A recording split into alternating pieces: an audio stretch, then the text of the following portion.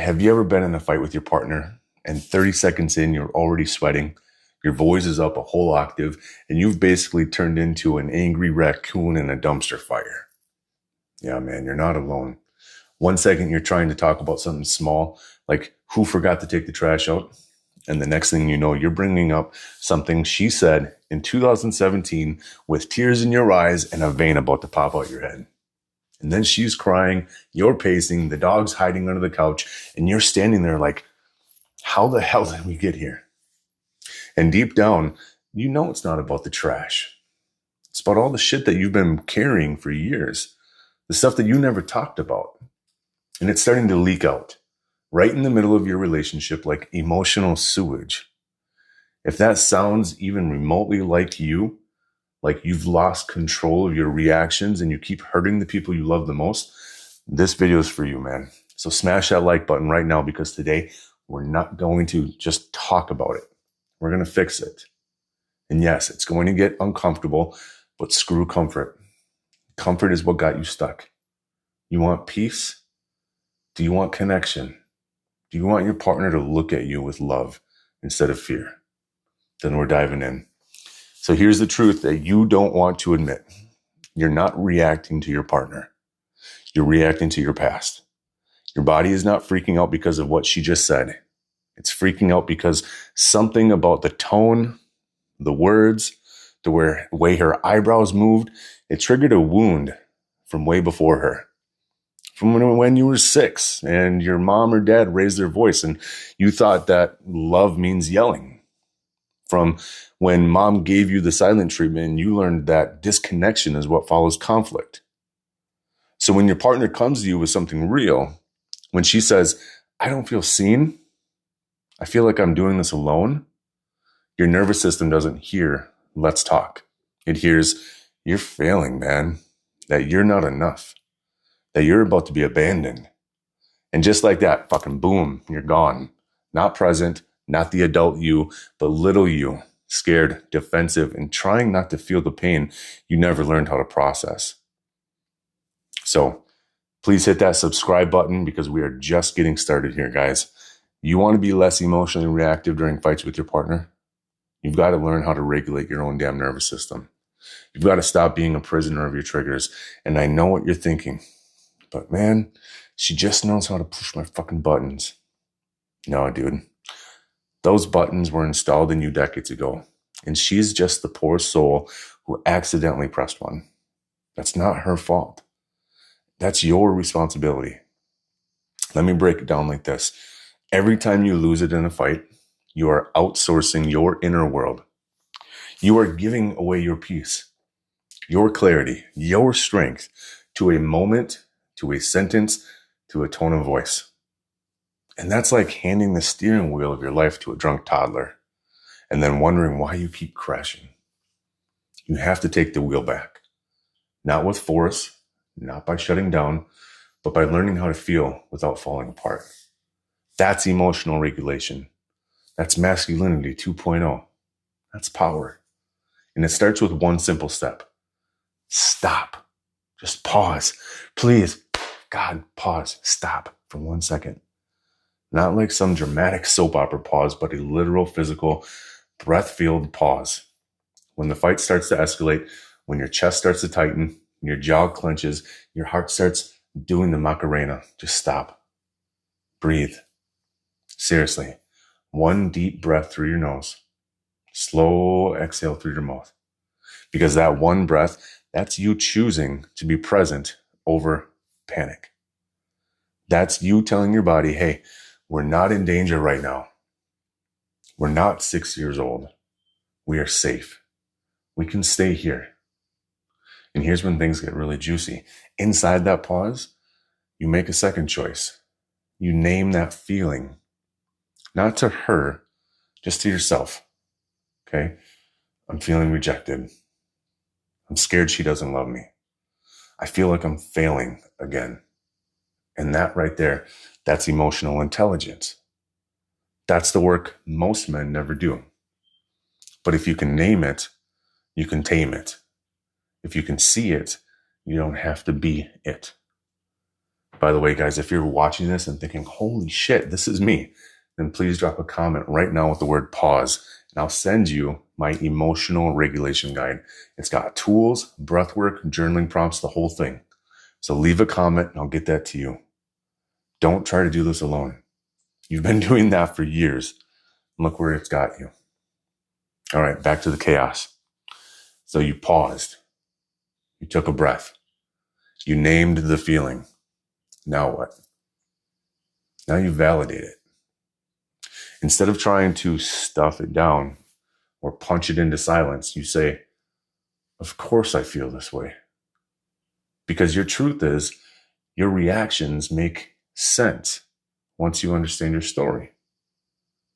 You weren't born angry. You weren't born defensive. You were made this way by a life that taught you love was conditional. You had to perform to be worthy. That if you showed too much emotion, you'd be punished or ignored. And now every fight is just your nervous system screaming for love in the only language it knows. Anger, withdrawal, shutdown. But guess what, guys? You can learn a new language. Now, the fourth move is this. Respond. Don't react. That means instead of blowing up or storming out of a full-blown Stonewall King, you say something like, I'm feeling a lot right now, and I don't want to hurt you by reacting from this place.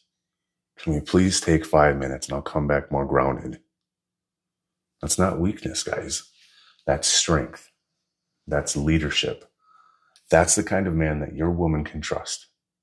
That's the kind of father that your kids will feel safe with.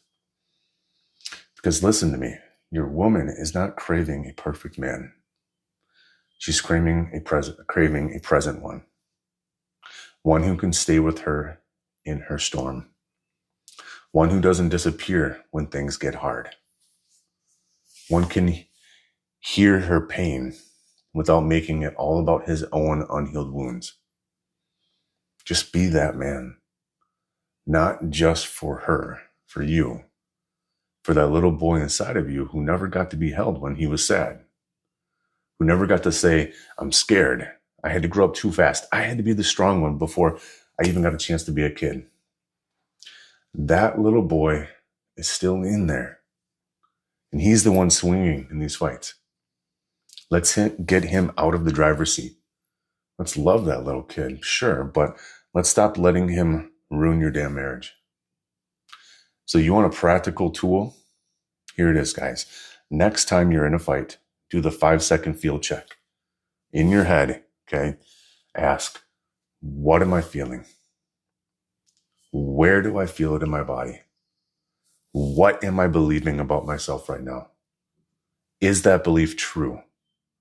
And what does the 6-year-old me need right now? If you run that check, you are going to stop 80% of your blowups right there. Because you'll realize, damn, I'm not mad about the dishes. I'm not mad about the garbage. I'm not mad about the light switch. I'm mad because I feel invisible again. I'm mad because I feel like I'm being criticized again. Just like I did when I was 10 years old. And let me say this loud and clear for those of you in the back. There's nothing wrong with you. You're not broken. You're not unlovable. You're not some rage monster who can't be fixed. You're hurt. You're tired. You're carrying pain that was never meant to be carried for this long. But the good news, you can put it down. You can heal. You can learn to fight without destroying. You can build a relationship where conflict leads to closeness, not chaos. But it starts with owning your part, owning your story, owning your shit. And if you've made mistakes, if you have hurt her with your words, scared your kids with your tone, yes, go apologize. Not with, I'm sorry you feel that way. That's garbage, man. You say, I'm sorry. I realize I hurt you. And that wasn't okay. I'm still learning. I'm committed to this process of being better, doing better. That's it. That's how trust is rebuilt. That's how cycles are broken.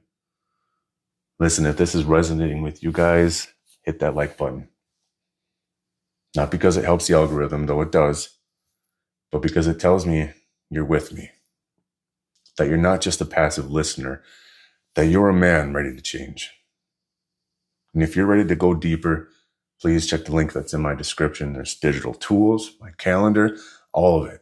Book a free call, download a guide. Start becoming the man that your future self will thank you for. And here's what I'll leave you with. You don't have to be ruled by your emotions. You do not have to destroy everything beautiful in your life just because you were never taught how to handle conflict. You are capable of learning a new way. You are capable of healing. You are capable of showing up, staying present, staying grounded. Yeah, even in the middle of a fight. And when you do that, when you show your partner that you can hold space instead of throwing a tantrum, when you show your kids what it looks like to stay calm in your storm, you're not just saving your relationship. You're changing your legacy. So comment below, what's your biggest trigger for you? What part of this hits you the hardest, guys? I read every comment because I give a shit about what you're going through. I care about you becoming the man you were meant to be, not the one that trauma shaped you to be. So let's do this together.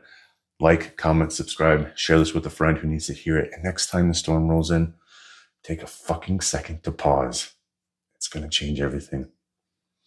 Feel what you're going through and then lead. You got this.